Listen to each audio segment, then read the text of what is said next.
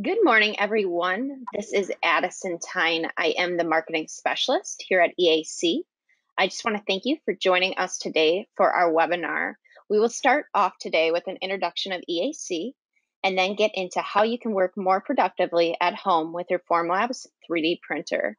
Everyone gets a recording of the session pending any technical difficulties. There will be a short survey that appears once the webinar is over, so hang tight once we're done and drop your questions in the queue along the way, and we will answer them after the presentation. Awesome. So I am Lauren Adey, the Additive Manufacturing Specialist here at EAC. I've been here for about 6 years now, and I'll be your main point of contact if you need any Formlabs products or supplies after the webinar. And if we're not connected on LinkedIn yet, let's get connected. I do post a lot of content and videos related to Formlabs tips and tricks that you don't want to miss out on. Next slide. And I'll just tell you a little bit about who EAC is. Our mission is to transform the way that companies design, manufacture, connect to, and service their products. Next slide. But we're more than just a reseller. We do have experts in more than 22 areas of product development, with our main 3 partners being PTC, Formlabs, and ANSYS. We're located all over the US, with our headquarters being in Minneapolis, Minnesota, although our entire workforce can fortunately work remotely at this time, especially. Next slide. And EAC does offer everything you need for product development. We're partnered with PTC to provide Creo CAD software and Windchill PLM software, which we provide training and implementation services for as well. We also offer engineering and design services if you need help with the backlog. We provide IoT, Internet of Things, and AR augmented reality solutions to help with digital transformation and connecting all the things in your company. Next slide. So I'll pass things off to Levi, and he can introduce himself and take it from here. Terrific. And Lauren, thank you so much for the quick introduction there. And obviously, you know, the place I like to start these conversations with is the strength of the partners we work with, right? And EAC's top of the list there. At Formlabs, we're not looking just to bring on a bunch of channel partners who are looking to just resell our product. We want people that can extend the user experience that we expect with our products through their customer base and through their expertise. And EAC, again, is top of that list. So just before we get started, I wanted to share a quick poll and just get your thoughts on, you know, currently, if you're using a 3D printer, if you're using something different, currently launching that poll as we speak. Let me just bring up my screen one more time. On. And so just go ahead and submit your questions or submit to that poll whenever you get a chance. Give that a couple of just a couple more seconds here before we go into the presentation. So real quickly, with regards to Formlabs, you know, our goal at Formlabs is to expand access to digital fabrication so anyone can make anything. And at Formlabs, we're asking ourselves 2 specific questions on any given basis. First and foremost, how much ease of use can we inject into our products? And how versatile can we make these products to use with regards to digital fabrication? And those are the 2 questions we're constantly asking ourselves over here at Formlabs with regards to, you know, the next iteration of our products, the next materials. You know, some just quick stats I always like to kind of touch on are, you know, 44% of our users have little to no 3D printing experience. So we're not just talking folks who have FDM experience, now thinking about SLA 3D printing. We're talking anyone who's interested in additive, bringing our technology in-house. 44% of our users have little to no 3D printing experience. And, you know, Lauren and EAC can definitely speak to this. Most people are printing within about 30 minutes of receiving their printer. So again, very easy to use. In terms of versatility, we really focus on material development, and materials really equals you know, new applications you can explore. And so at Formlabs, you know, we have over 25 plus different resins to choose from. So the range of applications you get access to and the ease of use with which you get to explore those applications is quite substantial with Formlabs. So with that said, I'm going to close the poll, share some of the results we have so far, and we've got a couple of folks who are currently printing with Formlabs, and some people who are still kind of interested in not doing any 3D printing right now, but definitely thinking about it. So just want to share that poll with you guys real quick. So as we touched on, I definitely want to just kind of tell the story of Formlabs here. And in 2012, our founder was very interested in expanding access to this type of technology, to SLA technology specifically. So and essentially in late 2011, got into his basement, built the first prototype, which was the Form 1. Wanted to bring this technology to as many people as he could, maybe get a couple hundred early adopters, launched this product on Kickstarter. Within the first 30 days, we had 2,000 backers, over $3 million in Kickstarter funding. And that's when we really figured out there's a huge market out there with regards to this tool being brought in-house. From there, we launched the Form 1 Plus, which injected more reliability, more ease of use, more versatility into our product line. The Form 2 was a real game changer in 2015 in terms of just that ease of use and versatility. It really allowed us to expand into a tremendous amount of market segments we weren't previously working with. And so we put about 40,000 of those Form 2s out into the world. And last year was a really exciting time for us. We launched the newest iteration on the Form 2, the Form 3 and the Form 3L in April. And since April of last year, we've probably put more than 15,000 of these machines out into the world. So again, the technology kind of speaks for itself. People like its reliability, its ease of use, and of course, anyone with an additive background is very interested in just the reliability and the high quality they get at the desktop level. So it's been a really exciting journey for us. More than 60,000 printers out in the world, more than 50 million parts have been made with the Formlabs printers. And with Formlabs, it really just comes down to, and this is really just in general of the additive space, it really comes down to one specific question, that is, how much does it cost to make with 3D printers?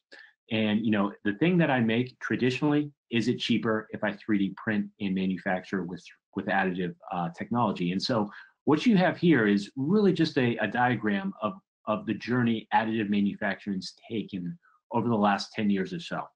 And so in 2009, additive manufacturing is really tied to very expensive, high-end, large frame machines. And so the applications associated were very high-end as well, right? Maybe aerospace, maybe automotive, purely prototyping.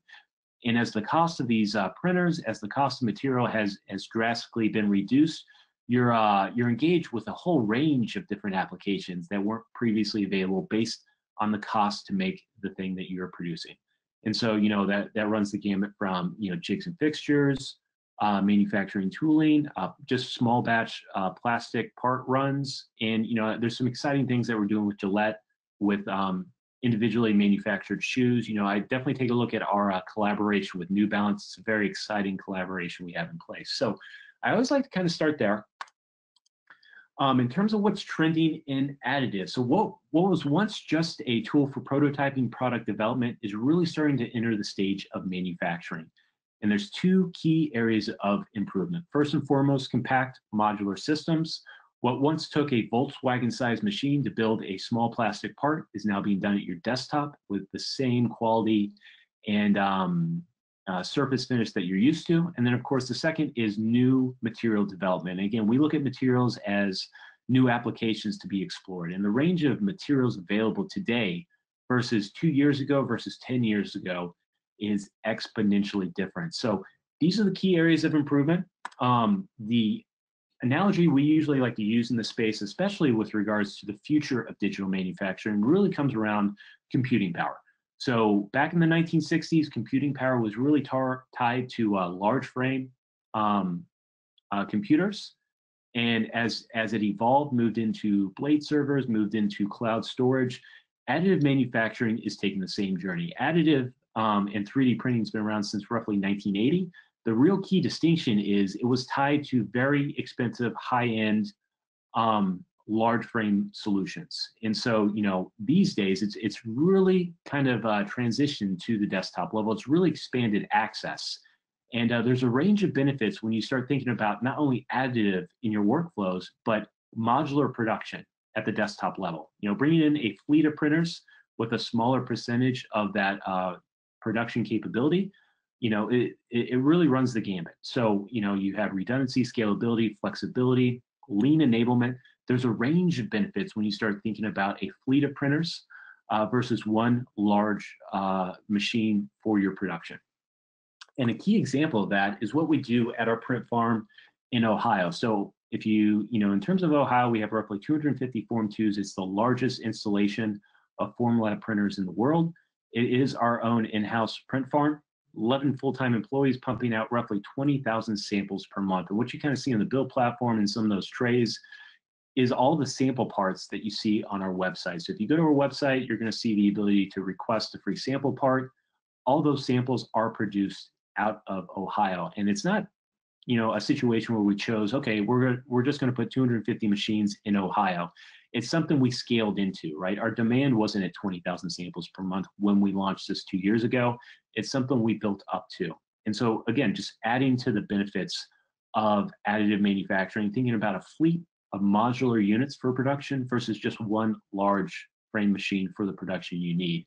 And over the last 2 years, we've really been able to enable a lot of efficiency within those workflows that we have on our sample print farm. So over 2 years, we've reduced the labor per part by 60% while increasing production 5-fold. So again, these are just some of the benefits we've been able to capture working with a fleet of printers versus just one singular unit for production. So with that said, as a quick introduction, we really want to talk about how people are staying productive during these work disruptions. And we really want to just touch on some of those specific components, if you will. There's a range of scenarios in place, right? A lot of people work at the desktop level with Formlabs. We have a good portion of our customers work in a shared office environment. A lot of people look at the Formlabs printer and the fleet of our machines in-house as the service bureau side of their business. But there's a range of different scenarios in place, including a production factory floor.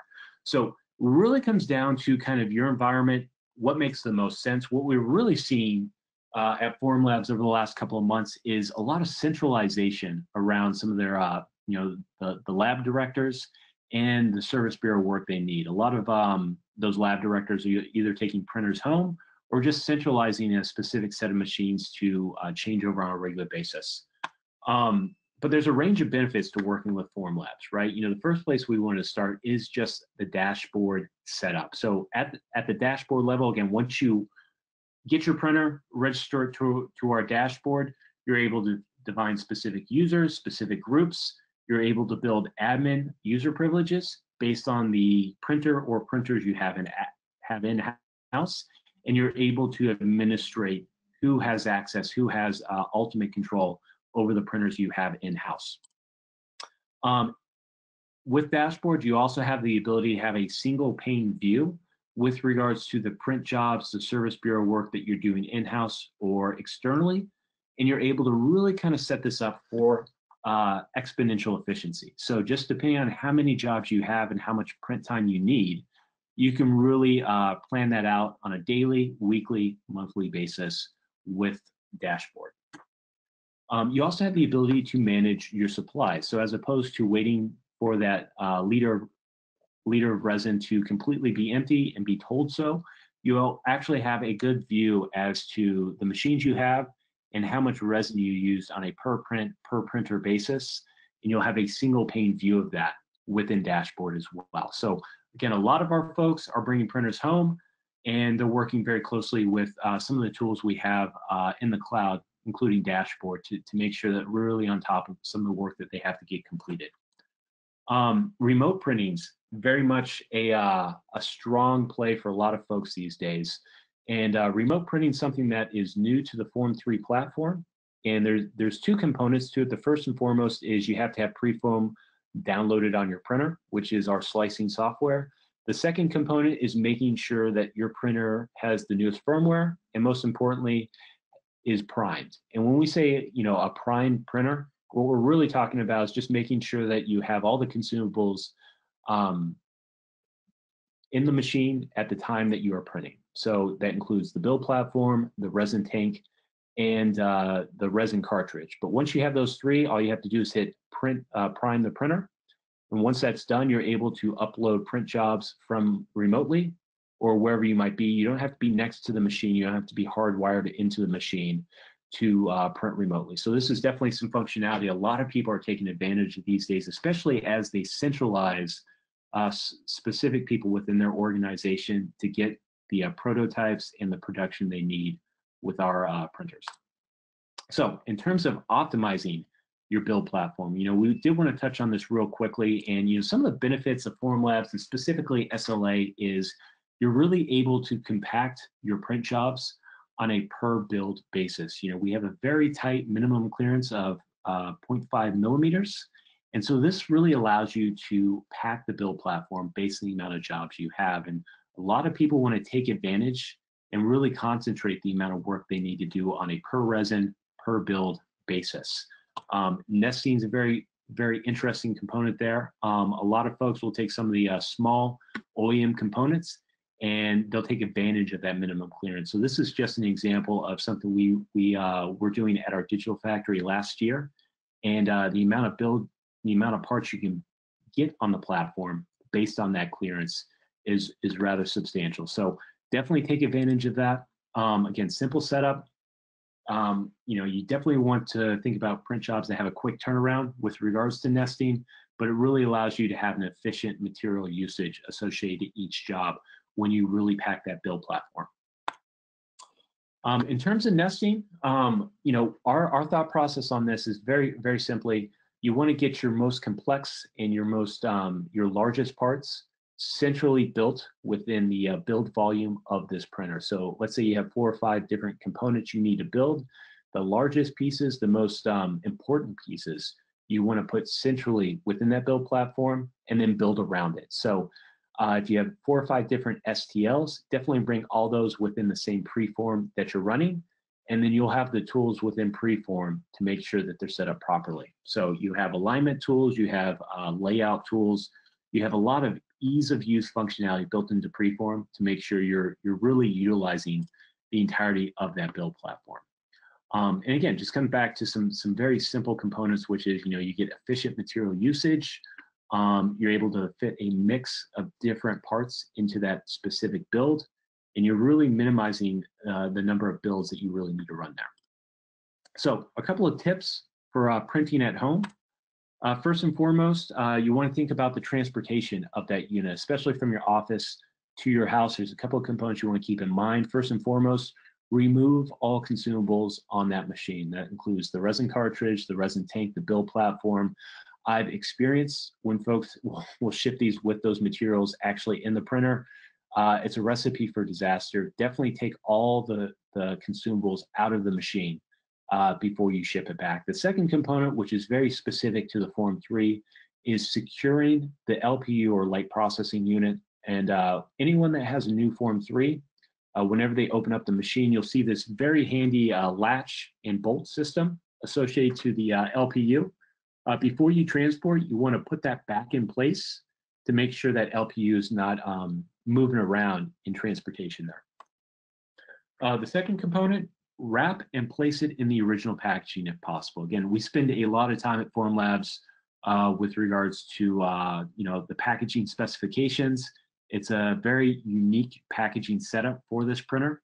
So it's always handy to keep the original packaging that you receive that printer in, because it's very easy to put it back into that box and obviously transport that. You also want to pack the form wash and form cure if possible in their original packaging.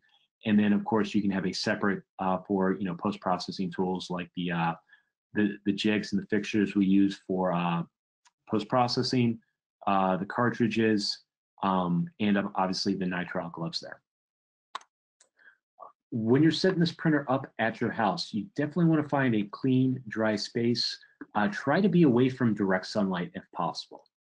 This is definitely something that is a little bit more nuanced, but with SLA, obviously, and the ability for these parts to cure over time, you definitely want to try to keep it out of direct sunlight.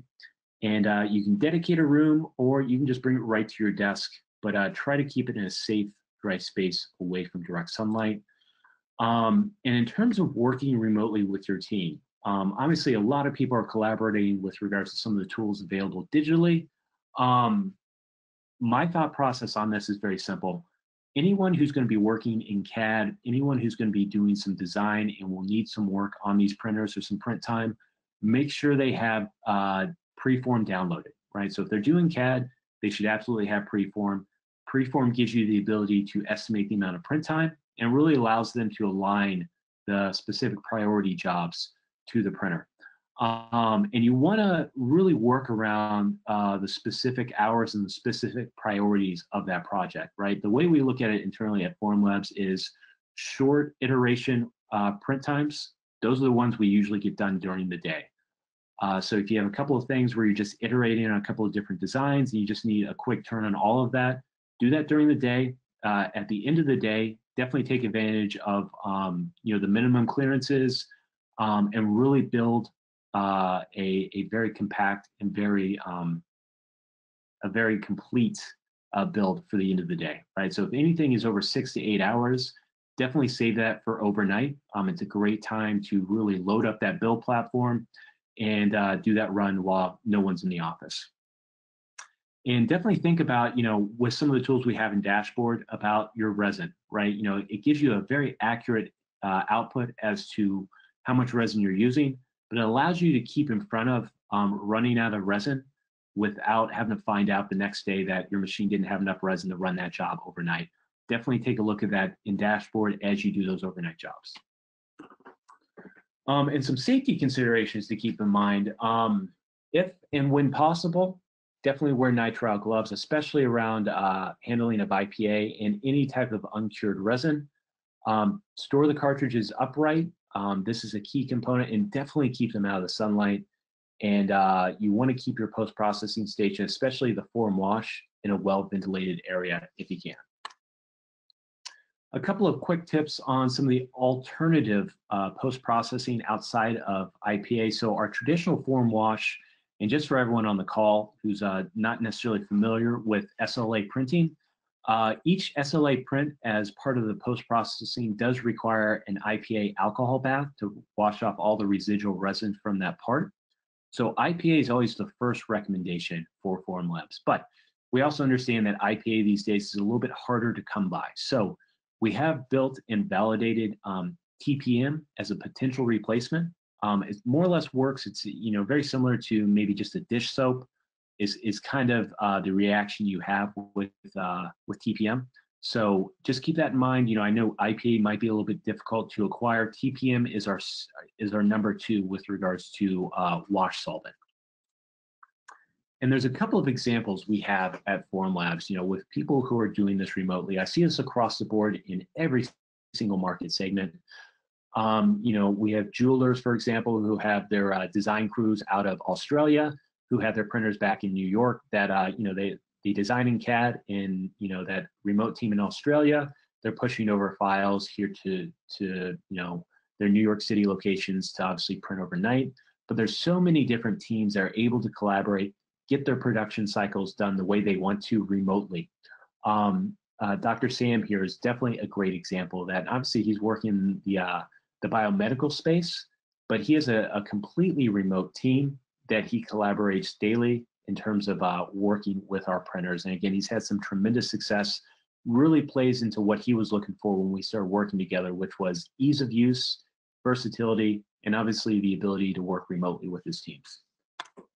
And then here's just another kind of a case study, an example of what people are doing currently with Formlabs.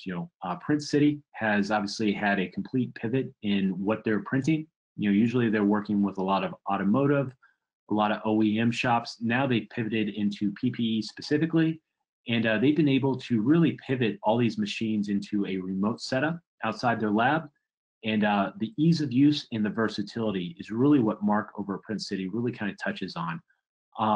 It's very easy to set up. Most of our customers are printing within 30 minutes of receiving their machine. And Mark was really able to see this firsthand when he had to bring this printer home, and some of his engineers had to bring this printer home as well. So with that said, I want to kind of just touch on some specific examples of how people are using Formlabs and kind of walk through some of their workflows, some of their pain points, if you will. The first up is, of course, Ashley Furniture. And Ashley Furniture and their manufacturing facility out of, I think it's Wisconsin, if I'm not mistaken, but it's one of the largest case goods manufacturers in the world. They're producing probably 200,000 pieces of furniture a month. And originally, they'd actually come to us just for alignment pins. You know, they're tired of going to their machine shop, machining specific alignment pins based on their workflows. And they want to see if 3D printing can kind of fulfill that need without having to go to that job shop to get those parts machined. And right off the bat is a slam dunk. You know, those alignment pins were very easy for us. But what they really found out over, you know, a 3-month period is the longevity of that 3D printed part. You know, they were expecting maybe 2 months. They actually ended up getting close to 9. And that's when their engineers got together and started to think about new ways they could actually use these printers within their current manufacturing workflows. And what you see on the left there is this lady's working on a universal changeover station. It's got 6 or 7 different printed parts, all color coded based on the piece of furniture that they're building. And it really substantially saved them time, but most importantly, the ability to not have a tremendous amount of inventory in place for some of these parts was substantial. So these are just a couple of examples. Ashley Furniture is printing, you know, they probably have 5 or 6 machines in-house, all printing 24/7 with replacement parts, specific tools, jigs, and fixtures. And so far, they've had tremendous success without having to A, outsource, but B, spend more time in the job shop than they actually have to. AMRC, again, they were looking to build specific trials, drilling trials, specifically for Airbus. And originally, they were machining all these parts. Again, tremendous amount of time. It was a huge bottleneck for them. And that's when they brought Formlabs in-house. They're able to get the same quality, the same fit, form, and function they were looking for, and a tremendous amount of savings. In fact, they got their ROI within the first 3 weeks of bringing these printers in-house. So it's a huge win for AMRC over there. Volkswagen, now this is a secondary process they used for their prototyping, but what you see in front of you is their Type 20 concept vehicle for a electric-only Volkswagen. And what they really wanted to capture is within these hubcaps here. So within these hubcaps, they wanted to prototype and do fit, form, and function testing with regards to some of these organic, these kind of organic spokes in this hubcap. And so, you know, they love the overall quality surface finish of SLA, but the one ingredient that was missing was, of course, kind of the metallic finish and the functional properties associated. So they printed up all these hubcaps in our clear SLA, which is what you see on the left there. And then they went through a secondary process of electroplating those SLA parts to capture, you know, obviously the iconic VW with that SLA printed part, and obviously the functional properties of a metal coating. And that's what you see within kind of this case study here. Another really exciting development that has just recently come to fruition is sort of the pivot we've made with our COVID response. And so I did want to touch on this a little bit here in this presentation. But, you know, this is a very, very interesting application, you know, in terms of what the world is going through, where we're going, and just not only the disruption, the daily work life, or, you know, just daily life in general. What you really see is a complete disruption of the healthcare supply chain. That's what I've kind of learned over the last couple of months is the healthcare supply chain is rather, it's not as sturdy as we originally anticipated.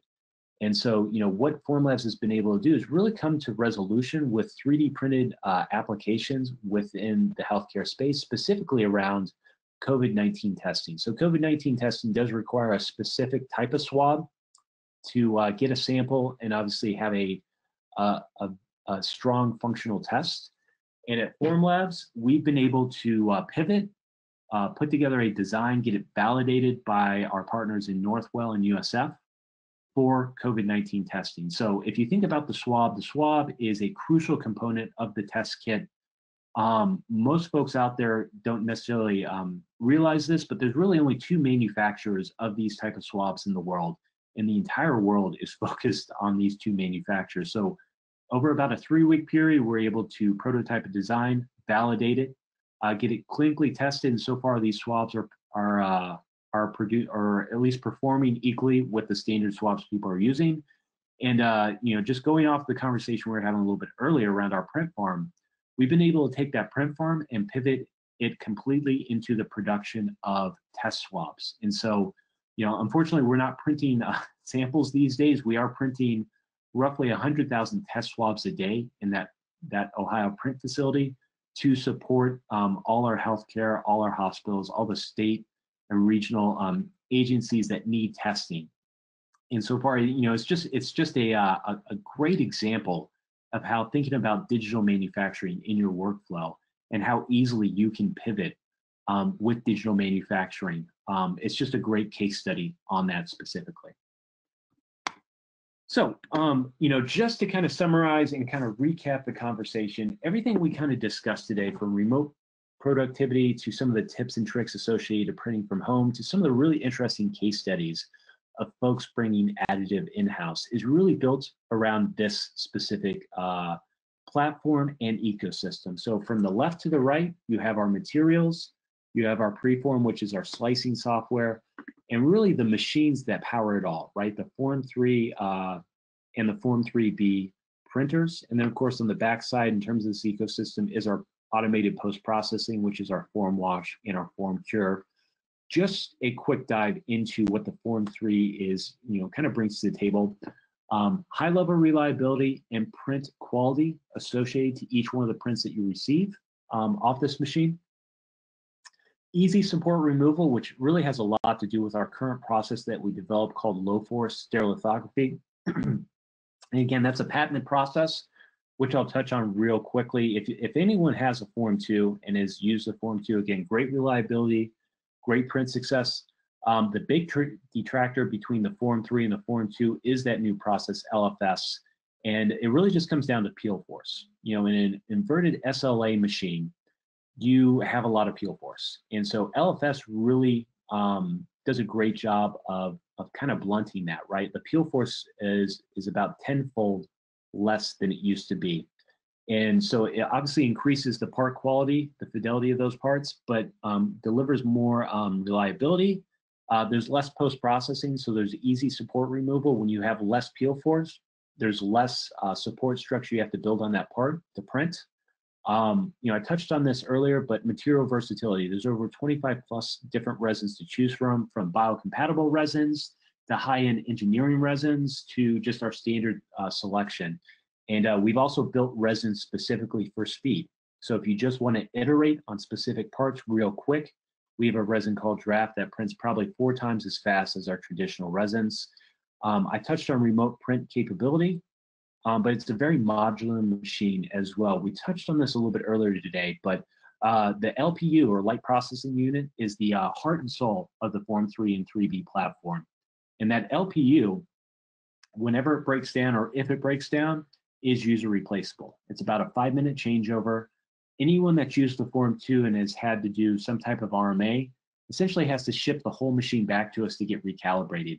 With the LPU, it's now something we can ship to our customers, and they can actually change it themselves. So again, very different, but again, very modular, built for uptime, reliability, print success, and most important, high quality parts. Just touch real quickly on our automated post-processing as well. Again, the Form Wash, which is what you see on the left there, is an automated post-processing unit for our printers. And again, it's built to get you in a component where you don't have to manually wash these parts. Essentially, you put the build platform directly on the top of the machine, set the time for how long it needs to wash, usually about 8 to 10 minutes. It will drop down into the IPA alcohol bath. There's a impeller at the bottom that agitates alcohol around the piece, so it completely cleans it and really automates the process. And then you have our form cure on the backside as well, which is going to give it an even cure across the entirety of that part. Again, all you have to do is set the time and just wait for it to get completed. So again, it's very automated, but all built around that specific component of how much ease of use can we build into these printers, and most important, this ecosystem and this platform that we've built. The last component I really wanted to touch on here was our engineering resins, and most importantly, just our material library as well. And I always like to take this time to really kind of talk about our R&D at Formlabs, right? Formlabs is very big on the next iteration in the SLA space.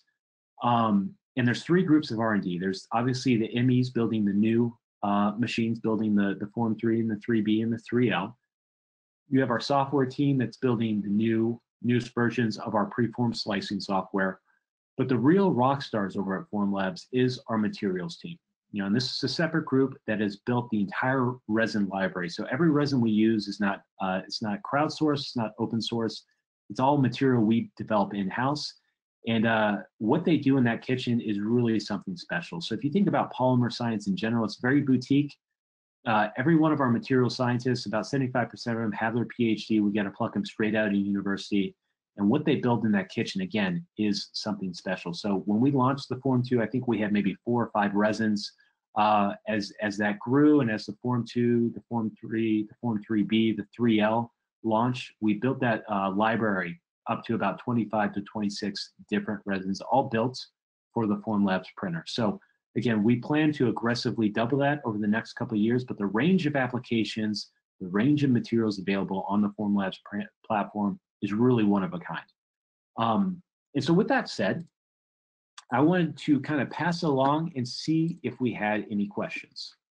Yeah, thanks, Levi. That was some great information. Now is the time to get any of your last minute questions in the queue. I'll give you guys a moment to do that and just let you know that you can feel free to reach out to me if you'd like to discuss anything further from today's presentation. If you have to order any of the materials that we talked about today, or if you're just looking to get started with 3D printing, let's connect and go through those next steps. Adey, I'll pass it to you to see if we have any questions in the queue and close things out from there. Awesome. Thank you, Lauren. I am not seeing any questions right now, but please, if you guys think of any, send them to us after the webinar. And then please look for the follow-up email after this. The recording will be published on our YouTube channel later today, and I will be sending out everyone the link to the recording along with some other resources. Just a quick reminder that the survey will appear once we shut down the webinar here, so please answer those questions for us. Thanks again, everyone, and we hope you have a great day.